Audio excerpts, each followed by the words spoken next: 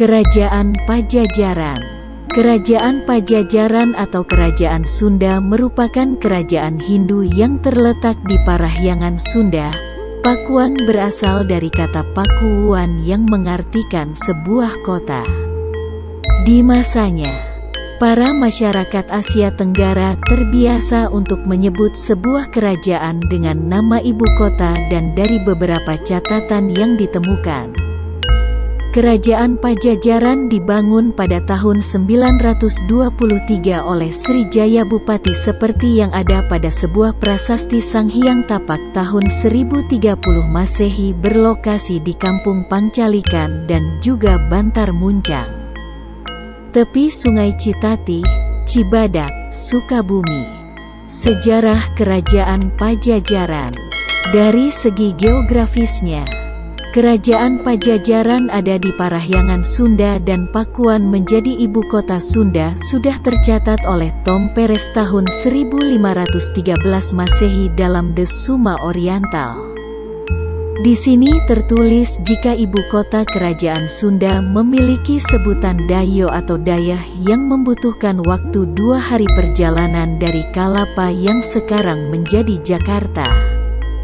Sebelum didirikannya Kerajaan Pajajaran, ada beberapa kerajaan yang sudah terlebih dahulu didirikan, yakni Kerajaan Tarumanegara, Kerajaan Sunda, Kerajaan Galuh dan juga Kerajaan Kawali. Kerajaan Pajajaran ini tidak bisa dilepaskan dari beberapa kerajaan tersebut sebab Pajajaran merupakan kerajaan lanjutan dari beberapa kerajaan tersebut. Dalam sejarah tertulis jika pada akhir tahun 1400-an, Majapahit kondisinya semakin lemah dan pemberontakan serta perebutan kekuasaan di antara saudara terjadi berulang kali. Saat jatuhnya Prabu Kertabumi atau Brawijaya V, para pengungsi dari kerabat kerajaan Majapahit mengungsi menuju ibu kota kerajaan Galuh yang berada di Kawali, Kuningan, Jawa Barat. Raden Baribin yang merupakan saudara dari Prabu Kertabumi pun diterima dengan tangan terbuka oleh Raja Dewa Niskala serta menikah dengan Ratna Ayu Kirana yang merupakan salah satu putri Raja Dewa Niskala. Raja juga menikah dengan salah seorang dari keluarga pengungsi rombongan Raden Baribin tersebut. Raja Susuk Tunggal yang berasal dari kerajaan Sunda marah dengan pernikahan Dewa Niskala tersebut. Dewa Niskala dianggap sudah melanggar aturan dan aturan tersebut sudah ada sejak peristiwa Bubat yang berisi jika orang Sunda Galuh tidak boleh dan dilarang menikah dengan orang yang berasal dari keturunan Majapahit. Peperangan hampir saja terjadi dari dua raja yang merupakan besan tersebut. Kedua raja ini menjadi besan sebab Jayadewata yang adalah putra dari Raja Dewa Niskala adalah menantu dari Raja Susuk Tunggal. Peperangan tersebut tidak terjadi lantaran Dewan Penasehat berhasil mendamaikan kedua raja tersebut dengan keputusan akhir jika kedua raja tersebut harus turun dari tahta mereka dan mereka berdua menyerahkan tahta mereka pada putra mahkota yang sudah dipilih. Dewa Niskala memilih Jayadewata, anaknya, untuk meneruskan kekuasaan. Sementara Prabu Susuk Tunggal juga memilih orang yang sama sehingga akhirnya Jayadewata mempersatukan kedua kerajaan tersebut. Jayadewata lalu diberi gelar Sri Baduga Maharaja dan mulai memerintah kerajaan Pajajaran di tahun 1482. Kehidupan perekonomian kerajaan Pajajaran. Masyarakat di zaman kerajaan Pajajaran hidup dengan bercocok tanam, khususnya menggarap ladang yang menghasilkan beras, buah-buahan, sayuran serta lada dan juga mengembangkan di bidang pelayaran serta perdagangan. Kerajaan Pajajaran juga mempunyai 6 pelabuhan penting yakni Sunda Kelapa atau Jakarta, Pontang, Tamgara, Pelabuhan Banten, Cigede dan juga Cimanuk atau Pamanukan. Kehidupan sosial Kerajaan Pajajaran. Kehidupan sosial masyarakat di Kerajaan Pajajaran merupakan para seniman seperti penari, pemain gamelan serta badut dan juga golongan petani serta perdagangan. Sementara untuk golongan masyarakat yang tidak baik adalah tukang rampas, copet, perampok dan maling. Kehidupan budaya Kerajaan Pajajaran.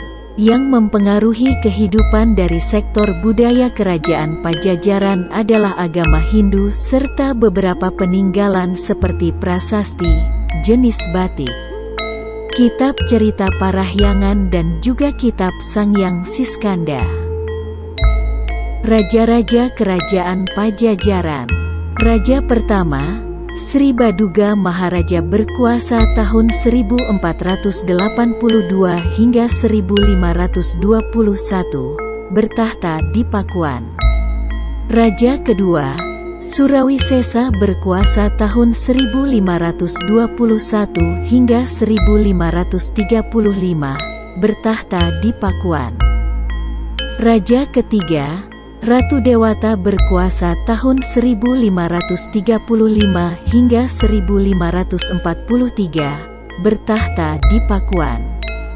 Raja keempat, Ratu Sakti berkuasa tahun 1543 hingga 1551, bertahta di Pakuan. Raja kelima, Ratu Nilakendra berkuasa tahun 1551 hingga 1567, pergi dari Pakuan sebab serangan Maulana Hasanuddin. Raja keenam, Ragamula atau Prabu Surya Kencana berkuasa tahun 1567 hingga 1579, bertahta di Pandegelang.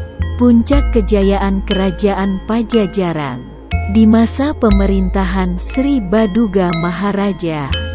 Kerajaan Pajajaran mencapai masa kejayaannya dan ini menjadi alasan yang sering dikatakan masyarakat Jawa Barat jika Sri Baduga atau Siliwangi merupakan seorang raja yang tidak pernah purna dan selalu hidup abadi di hati serta pikiran para masyarakat Jawa Barat. Maharaja tersebut membangun sebuah karya besar yakni talaga dengan ukuran besar bernama Maharena Wijaya serta membuat jalan untuk menuju ke ibu kota Pakuan serta Wanagiri. Ia juga memperkuat pertahanan ibu kota serta memberikan desa perdikan untuk semua pendeta beserta pengikutnya sehingga bisa menyemangati kegiatan beragama dan dijadikan penuntun kehidupan para rakyat. Sang Maharaja juga kemudian membangun Kabini Hajian atau Kaputren, kesatriaan atau asrama prajurit, menambah kekuatan angkatan perang. Mengatur untuk pemungutan upeti dari para raja di bawahnya dan juga menyusun undang-undang kerajaan. Pembangunan juga bisa dilihat dalam prasasti Kabantenan dan juga batu tulis yang mengisahkan juru pantun dan juga penulis babat yang masih bisa dilihat hingga sekarang. Sementara sebagian lagi sudah hilang.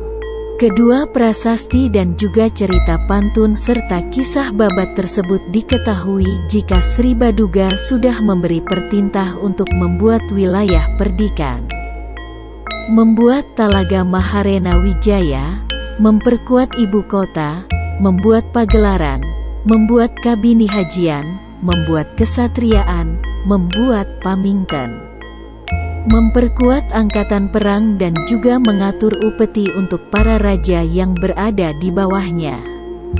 Kehancuran Kerajaan Pajajaran. Kerajaan Pajajaran akhirnya hancur di tahun 1579 karena serangan kerajaan Sunda lain yakni Kesultanan Banten. Kerajaan Pajajaran berakhir dengan dibawanya Palangka Sriman Sriwacana dari Pakuan Pajajaran menuju Keraton Surosowan yang berada di Banten oleh pasukan Maulana Yusuf.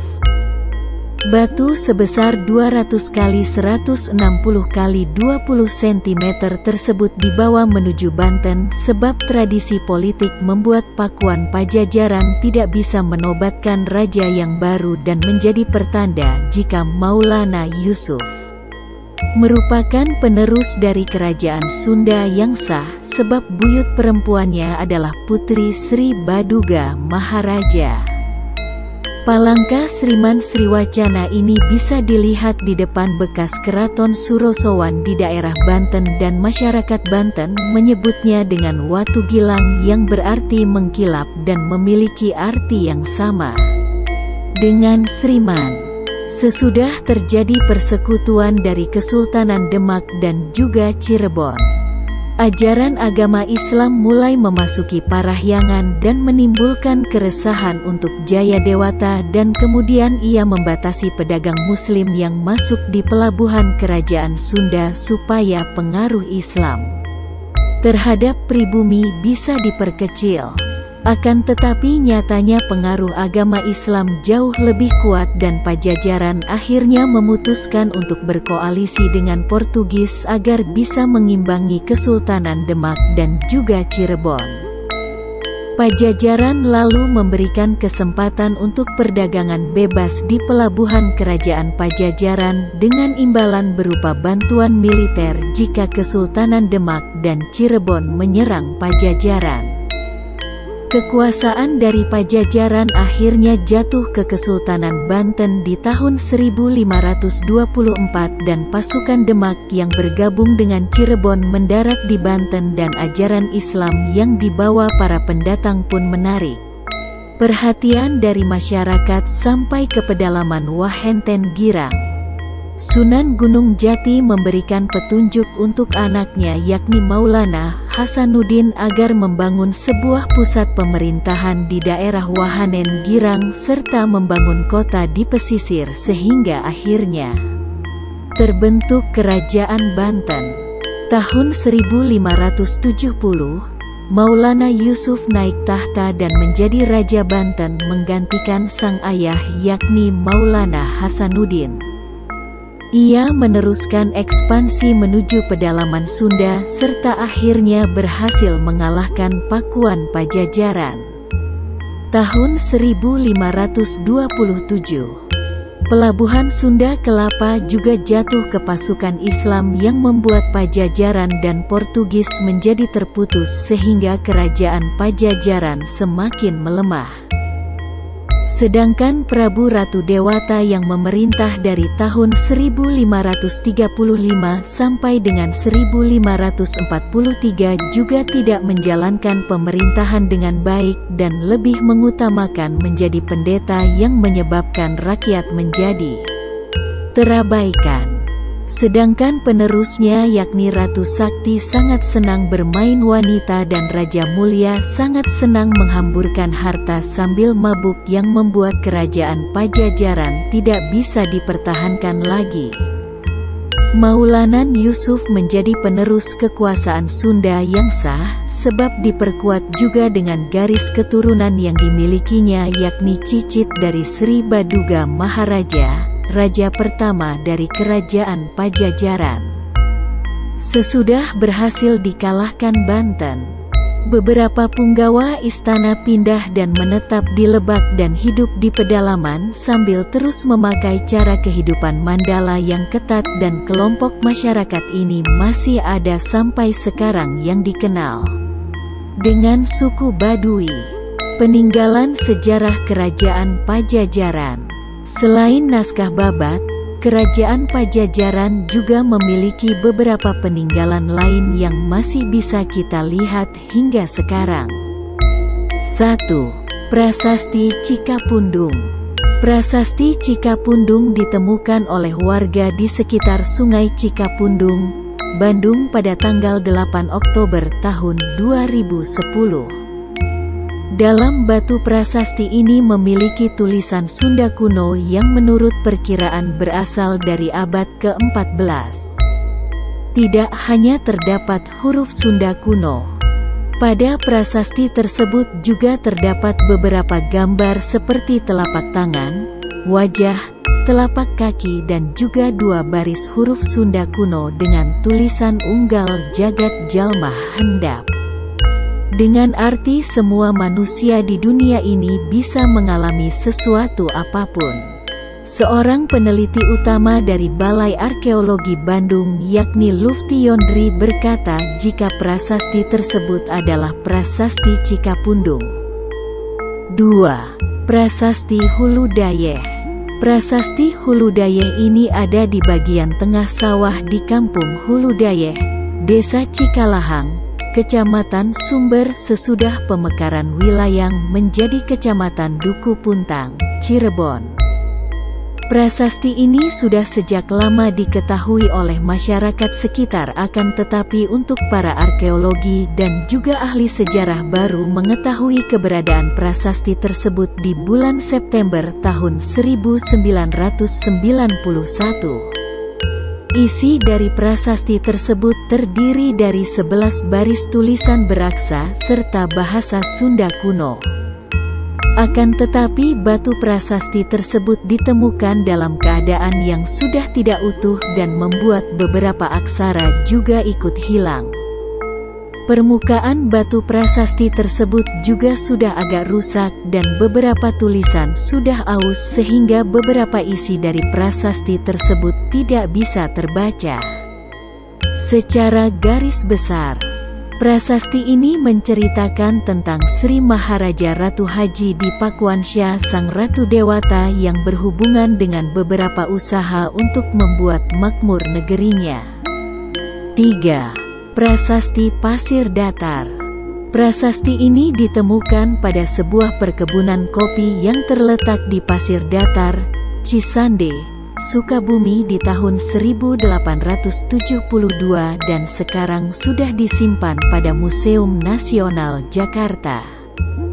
Prasasti ini terbuat dari material batu alah yang masih belum ditranskripsikan hingga saat ini sebab isinya sendiri belum bisa diartikan. 4. Prasasti Perjanjian Sunda Portugis.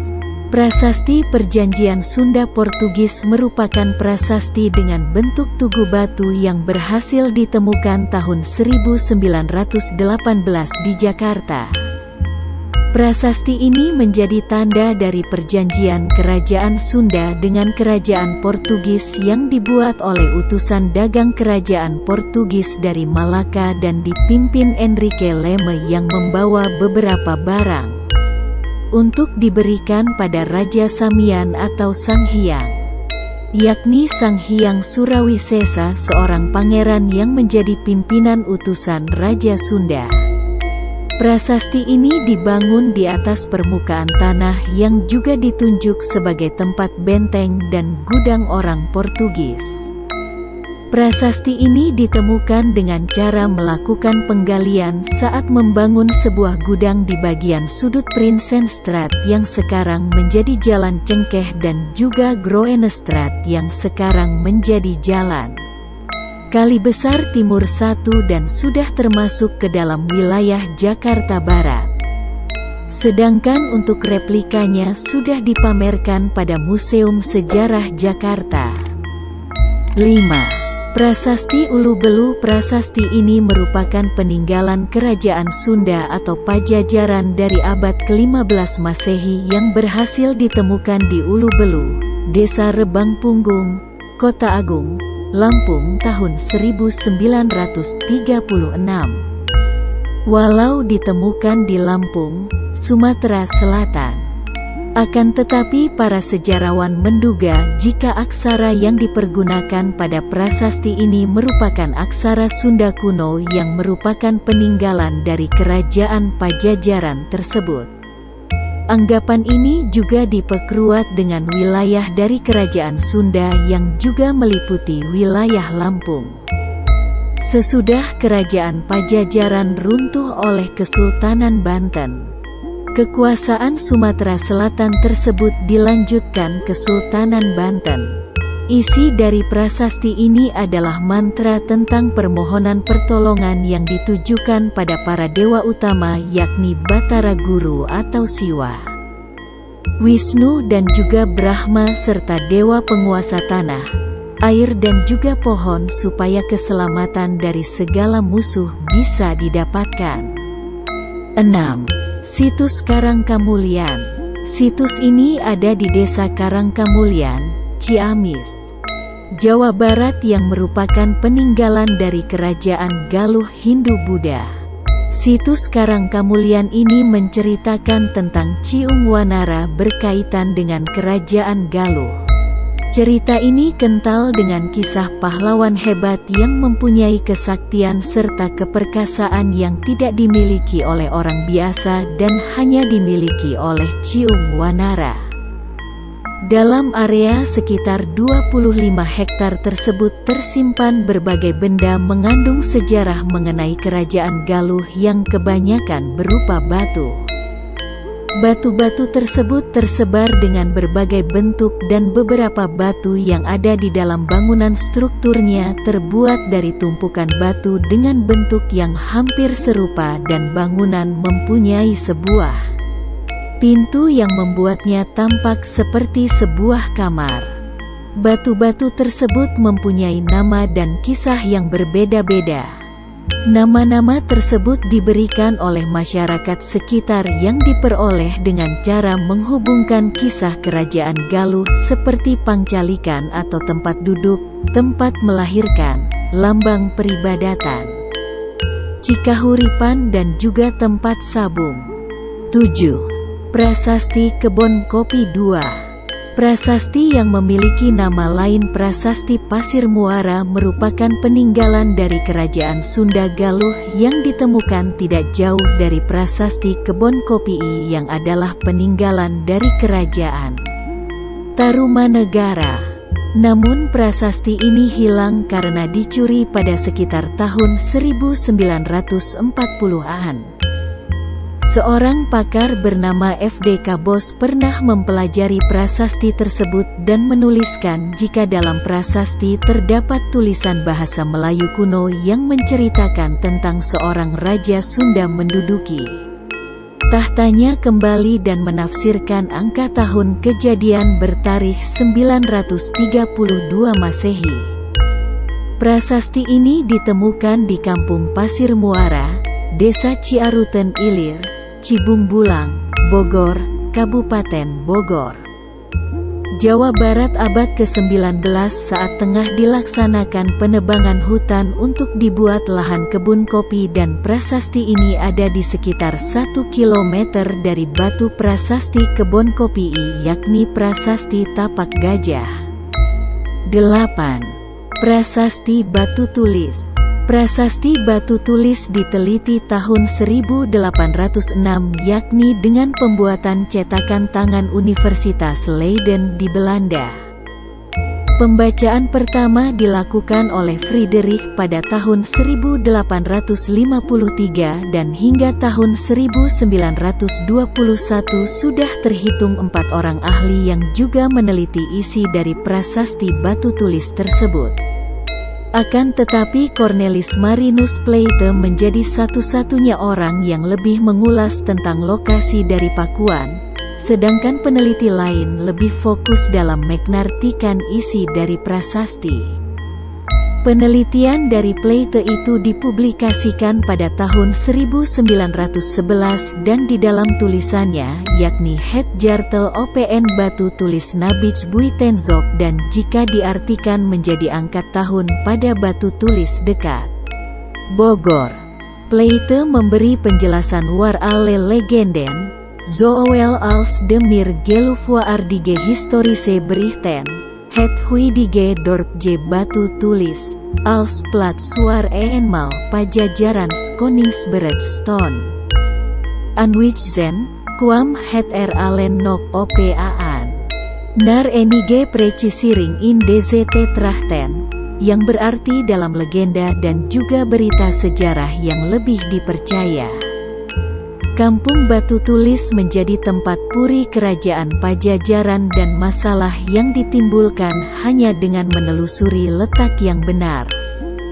Plaete mengatakan puri identik dengan kota kerajaan dan Kadatuan Sri Bima Narayana Madura Suradipati dengan Pakuan adalah kota. Babat Pajajaran menggambarkan jika Pakuan dibagi menjadi dalam kita atau jero kuta, dan juga Jawi kita atau luar kuta, yang berarti kota dalam dan kota luar. Plaete juga menemukan benteng tanah di jero kuta yang sekarang berada di daerah Sukasari, pertemuan Jalan Siliwangi dengan Jalan Batu Tulis dan letak keraton diduga berada di sekitar Batu Tulis. Laporan yang diberikan oleh Adolf Winkler tahun 1690 disebutkan jika di Batu Tulis, ia menemukan lantai berbatu yang tersusun sangat rapi dan dengan penjelasan orang yang mengantarnya. Itulah letak dari istana kerajaan yang diukur dari lantai sampai ke arah Paseban Tua ditemukan 7 pohon beringin. Akan tetapi lokasi pastinya masih menjadi sebuah misteri hingga sekarang. Sesudah Raja Pajajaran pindah menuju Pakuan, pemerintahan di Galuh Kawali dipimpin Prabu Ningratwangi dengan masa pemerintahan dari tahun 1428 sampai 1501 mewakili sang kakak Sri Baduga Maharaja. Sesudah itu pemerintahan Galuh dipimpin Prabu Jayaningrat periode 1501 sampai dengan 1528 dan ia merupakan Ratu Galuh terakhir sebelum kerajaan runtuh dan ditaklukkan oleh Kesultanan Cirebon. Demikian ulasan lengkap tentang sejarah Kerajaan Pajajaran lengkap yang bisa kami berikan. Semoga bisa menambah informasi seputar sejarah khususnya kerajaan di tanah air.